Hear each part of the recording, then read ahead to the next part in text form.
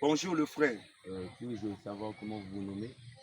Je suis le prophète des nations, le prophète Thaumaturge, Dario Golvi Henri Curtis Songapoula.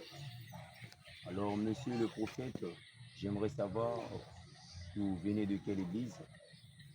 Bon, je suis responsable d'une assemblée chrétienne dénommée le ministère prophétique et d'évangélisation Église de la Colombe. Ok. Et puis-je savoir qu'est-ce qui vous amène ce si beau matin dans ces lieux? Merci. Alors, nous sommes réunis en ces lieux, c'est parce que nous voulons répondre à une obligation qui nous a été imposée par le Seigneur Jésus-Christ, selon ce qui est écrit dans Matthieu chapitre 28, le verset 17 à 19, là où Jésus dit « Tout pouvoir m'a été donné dans le ciel et sur la terre. Allez, faites de toutes les nations les disciples, en les baptisant au nom du Père, du Fils et du Saint-Esprit. Enseignez-leur à prescrire tout ce que je vous ai prescrit. » Voilà pourquoi nous sommes venus ce matin. C'est pour un programme de baptême. Et il y a des frères et des sœurs qui ont accepté le Seigneur. Alors c'est tout à fait normal, pour accomplir l'écriture, ils doivent être immergés pendant cette séance de baptême. Ok, je comprends bien que c'est une recommandation de la Bible. Et j'aimerais savoir, mais aussi pour les téléspectateurs, le baptême a quelle signification pour les chrétiens? Le baptême est très indispensable pour les chrétiens parce que la première des choses, nous devions comprendre que quand tu reçois le Seigneur Jésus comme Seigneur et Sauveur dans ta vie, et si vous n'êtes pas baptisé, votre salut est incomplet. Parce que lui-même, le Seigneur Jésus-Christ, il s'est fait baptiser. Alors nous aussi, étant que ses adeptes, puisque nous sommes des chrétiens, et lorsqu'on parle d'un chrétien, le chrétien c'est celui qui représente le Christ. Alors le Christ c'est qui s'est fait baptiser, et toi quand tu ne te fais pas baptiser, cela revient à dire que ton salut est plus ou moins clair. Alors je vais encourager à tous nos téléspectateurs qui sont aussi des chrétiens ou encore des païens de se faire baptiser, de recevoir le Seigneur pleinement et pour accomplir sa volonté. Les églises de corps de Christ qui ne baptisent pas, qui n'enseignent pas la doctrine du baptême, ça pour moi ce n'est pas une église de Dieu, mais c'est une institution des agents de la sécurité sociale. Amen. Voilà pourquoi, pour être honnête avec le Seigneur et en dépit de sa parole, il faudra qu'il y ait le baptême. Ok. Et une dernière question. Qu'est-ce qui se passe si parmi les chrétiens, il se trouve que la personne reçoit le Christ, mais ne veut pas se faire baptiser? Alors, le chrétien qui reçoit Jésus-Christ comme étant Seigneur et Sauveur et qui ne se fait pas baptiser, premièrement, c'est un chrétien ou une chrétienne qui est hypocrite. Parce que tu ne peux pas prier un Dieu que lui-même, il a respecté le processus du baptême et que vous ne pratiquez pas ce processus-là.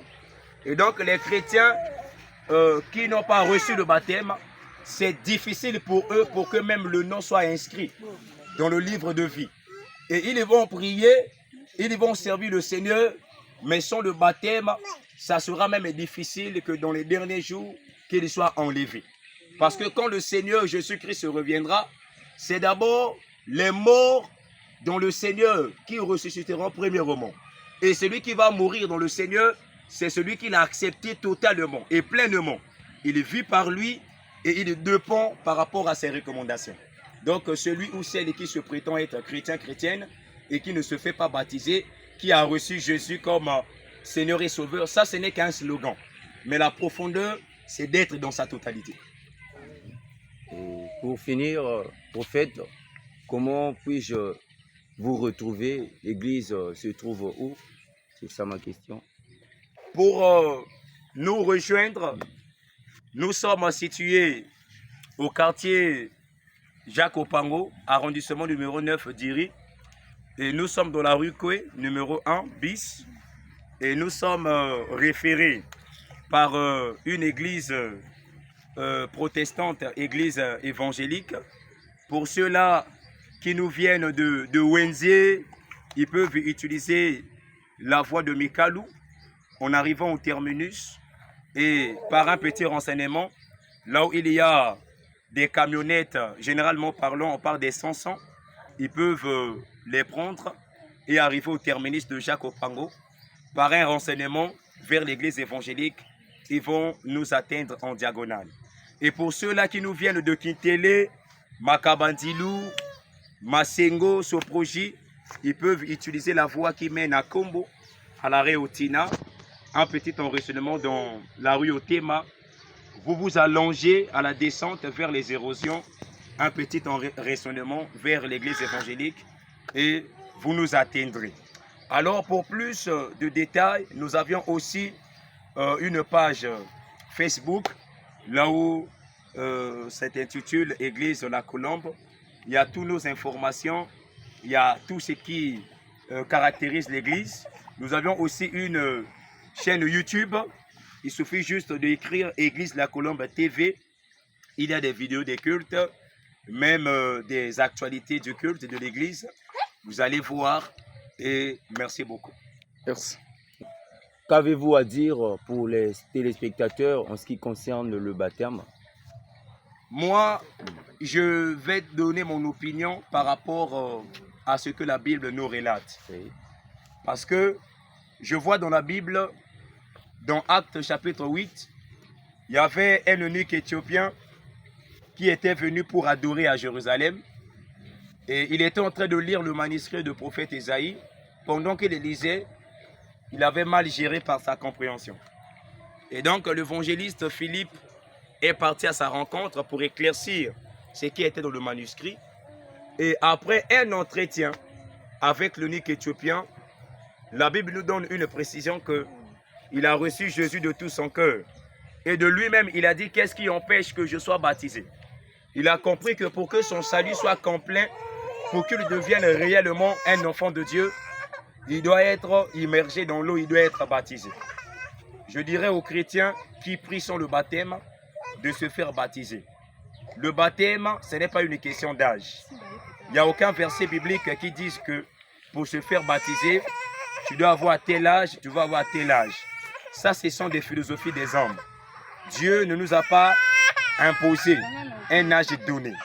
Donc le baptême, dès que déjà vous recevez Jésus comme Seigneur et Sauveur, dès que vous avez déjà la conscience de certaines choses, même si vous avez 10 ans, même si vous avez 12 ans, même si vous avez 15 ans, même si vous avez 16 ans, 17 ans ou plus, quand déjà vous sentez que le Seigneur est tout dans votre vie et que vous voulez le servir jusqu'à la fin de votre jour, c'est vraiment impératif de passer par les eaux de baptême.